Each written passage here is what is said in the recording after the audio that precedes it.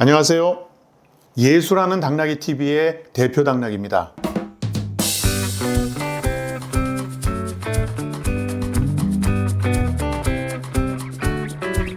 K컬처의 성과가 정말로 눈부십니다. 제 기억에는 클론이죠. 클론이라는 가수가 대만에서 K-팝으로 인기를 끌기 시작해서 발생한 한류라는 단어가 사랑이 뭐길래라는 드라마로 중국 대륙을 그야말로 매료시켰습니다. 자, 그런 경력 이후에 겨울연가로 K드라마는 일본을 비롯한 아시아의 맹주로 자리 잡았는데요. 지금 2021년도 이후에 대한민국의 K컬처는 오징어 게임이라는 드라마가 대변하고 있는 엄청난 눈부신 성과를 우리 모두 지금 목도하고 있습니다. 개인적으로는 한류의 주축은 BTS를 중심으로 하는 대중음악, 그리고 드라마, 게임과 웹툰, 그리고 미용과 음식, 이런 관련 산업으로 저는 정리할 수 있다고 생각합니다. 자, 그래서 또 개인적으로 아쉬움을 갖게 되는 부분이 있는데, 한류의 주류 장르가 좀 불균형적이라는 생각에서 그렇습니다. 사실 최근에는 클래식 음악이나 회화, 무용, 그리고 클래식 음악 작곡에서도 한번 큰 성과가 있었죠. 이런 분야에서의 성과도 아주 괄목할 만하지만 국내 시장이 얼마나 활성화되어 있느냐는 측면에서는 아직도 배가 고픈 게 현실입니다. JTBC의 팬텀싱어라는 프로그램은 이태리나 독일에서 유학하고 있는 성악가들을 국내로 불러 모으고 있습니다. 여러분은 이런 현상을 어떻게 생각하십니까? 물론 저는 팬텀싱어 덕분에 존노라는 테너 가수를 좋아하게 됐고, 그리고 김주택이라는 바리톤 성악가가 있는데, 김주택 씨의 그 풍부한 성량을 따라갈 수는 없기 때문에 김주택의 그래도 발성법 정도는 한번 흉내를 내봐야 되겠다면서 도전하고 부러워하는 사람 중에 한 사람이 됐습니다. 그리고 트로트 가수로 활동하고 있는 김호중이나 손태진 같은, 뭐라고 그래야 되나요? 성악가인가요? 트로트 가수인가요? 이런 대중음악을 하고 있는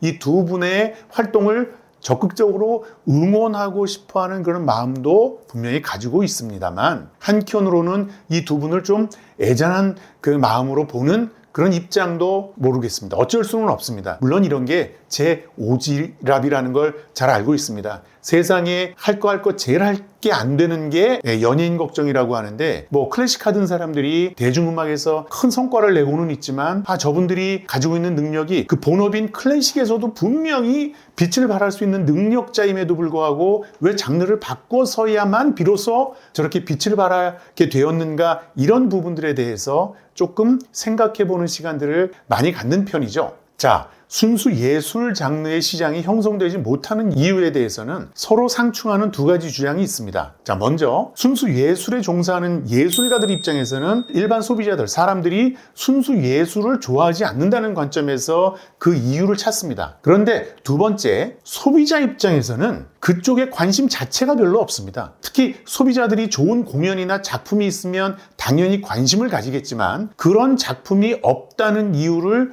될 수도 있는 충분한 우리 대한민국 순수 예술 시장 상황이 아닌가요? 좋은 작품이 먼저인지 좋은 소비자가 먼저인지는 서로 상충하는 닭과 달걀의 논쟁입니다. 뭐가 먼저인지 두 개가 다 문제인지는 여러분이 그냥 판단하시면 되는 거지만, 순수 예술 시장이 형성되지 않는 이유를 우리가 이론적으로 이해하고 설명해 볼 필요는 분명히 있고, 그걸 한번 우리가 설명해 본다면 다음과 같은 주장을 할 수 있습니다.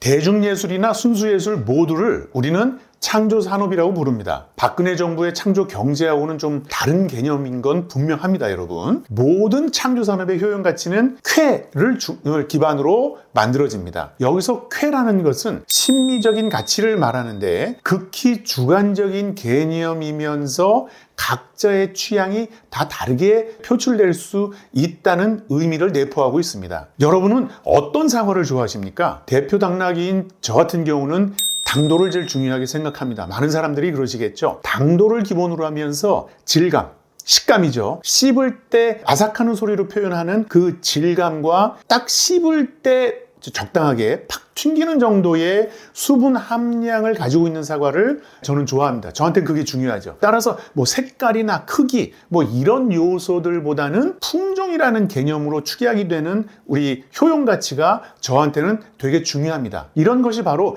개인의 쾌를 만족시키는 주관적인 효용 가치라고 할 수 있는데요. 자동차나 냉장고 같은 가전제품이거나 공산품 아니면 농수산식품 이런 부분들 모두가 다 개인적인 효용 가치를 가지고 있는 것은 다 마찬가지입니다. 자동차의 경우에 누구는 브랜드를 중요하게 생각하고 누구는 크기 아니면 누구는 스타일 아니면 가성비를 중요하게 생각한다고 표현할 때 이런 핵심 키워드들이 다 효용 가치를 구성하는 요소가 되는데 이런 가전제품 같은 경우에는 이런 효용 가치가 명확하죠. 하지만 창조 산업에서는 효용 가치는 전혀 다릅니다. 여러분은 어떤 장르의 스토리를 좋아하는가에 대해서 명확하게 하나를 제시할 수는 있겠지만 그 이유를 설명해 달라고 부탁드리면 아주 난감해하고 어려워할 가능성이 높습니다. 똑같이 최동원 감독이 만든 영화라고 해도 저 같은 경우에 타짜나 도둑들은 너무너무 잘 봤고 그래서 최동원 감독을 저는 천재 감독이라고 얘기를 하지만 똑같은 천재 최동원이 만든 외계인을 보면서는 저는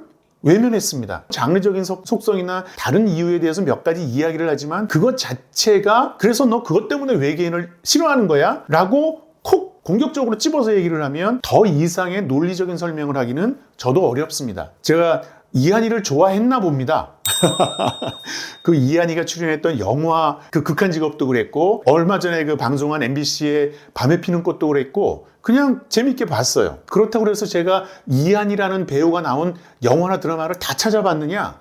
전혀 그렇지 않습니다. 자, 똑같이 여러분이 만약 모차르트를 좋아한다면 왜 모차르트를 좋아하는지 설명하실 수 있으실까요? 또 다른 표현으로 만약 모차르트를 좋아하신다면 모차르트의 모든 작품을 다 좋아하시는가요? 그렇지 않으실걸요? 주관적으로 가지고 있는 미적 취향은 표준화나 일반화하기가 매우 어렵습니다. 그러니까 내가 왜 좋아하는지 그 자체를 내 스스로 좋아하면서도 말로 설명하기가 상당히 까다롭기 때문에 그렇다는 겁니다. 소비자가 가지고 있는 효용 가치를 표준화하기 어려운 시장에서는 수요를 예측하기 어렵다는 가장 근본적인 문제가 내재되어 있습니다. 이러한 특징을 우리는 수요의 불확실성이라고 하는데 여기서 중요한 포인트는 수요가 불확실한 산업에서는 투자가 망설여질 수밖에 없다는 것이죠. 투자가 이루어지지 않는 산업이 활성화되기는 어렵지 않겠습니까? 창조산업이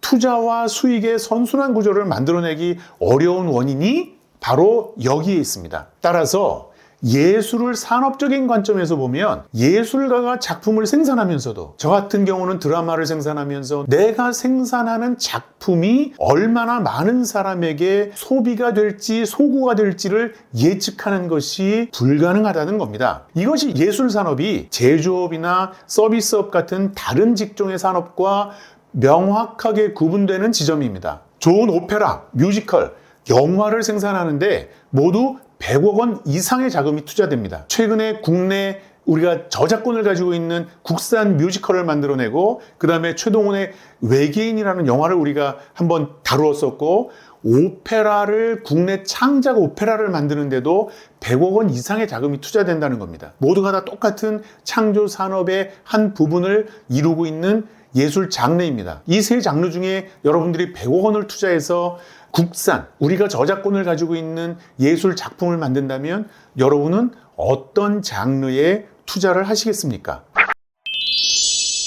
자, 수요의 불확실성이라는 특징과 함께 모든 창조 상품은 경험제 속성이라는 걸 가지고 있습니다. 우리는 BMW 5 시리즈나 벤츠 E클래스 신형이 나온다면 물론 정확하게는 시승을 해봐야 효용 가치를 알 수 있겠지만 재원이나 홍보 기사만으로도 어느 정도의 예측은 가능합니다. 하지만 봉준호 감독의 차기작이거나 최동원 감독의 차기작 아니면 군대에 가 있지만 군대를 제대하면 분명히 재기 앨범을 내겠죠. BTS의 완전체 재기 앨범이 나온다면 이런 창조 상품들은 직접 소비를 해봐야만 효용 가치를 판단할 수 있게 됩니다. 그러니까 우리가 가지고 있는 기대치와 경험을 통해서 느끼는 실제 효용 가치와는 다를 수밖에 없다는 거죠. 그만큼 창조 산업에서는 경험이라는 것이 중요합니다. 이러한 반복 경험을 통해서 자기 효용 가치를 확신하게 되는 것이 바로 취향이고 팬덤입니다. 경험제의 속성에서 강조되어야 하는 것은 좋은 작품을 소비하는 경험입니다. 그러니까 2004년쯤인가요? 저는 우리 딸을 노다지라고 부르는데 그냥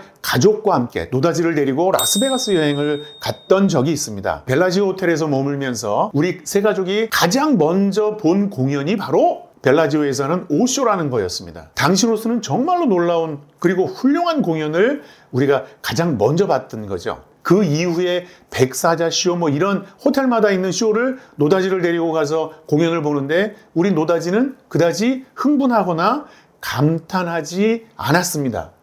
그때 노다지가 한 6살, 7살 정도 됐던 것으로 기억이 되는데 이 어린 시절에 처음 경험하게 된 예술 작품에 대한 기억이 특정 예술 장르에 대한 선호도와 취향을 형성하게 하는데 결정적입니다. 그러니까 보통의 경우에 저도 그렇고 여러분들도 그러실 텐데 여러분들이 생애 첫 경험한 영화 아니면 첫 공연 이런 것들이 평생의 기억을 지배하게 되는 거 아닐까요? 따라서 현재 우리 순수 예술 시장에 좋은 작품이 얼마나 공연되고 있느냐 하는 요인은 순수 예술 시장이 형성되지 않는 결정적인 원인으로 작용하게 됩니다. 이러한 반복 경험을 통해서 개인의 예술 취향이 만들어지는 것을 저는 취향 자본이라고 부릅니다. 자, 한번 돌아봅시다. 방학마다 만들어지는 뮤지컬이 있습니다. 그런데 우리나라의 방학 특집 어린이 뮤지컬의 내용이나 수준은 여러분 어떻다고 생각하십니까?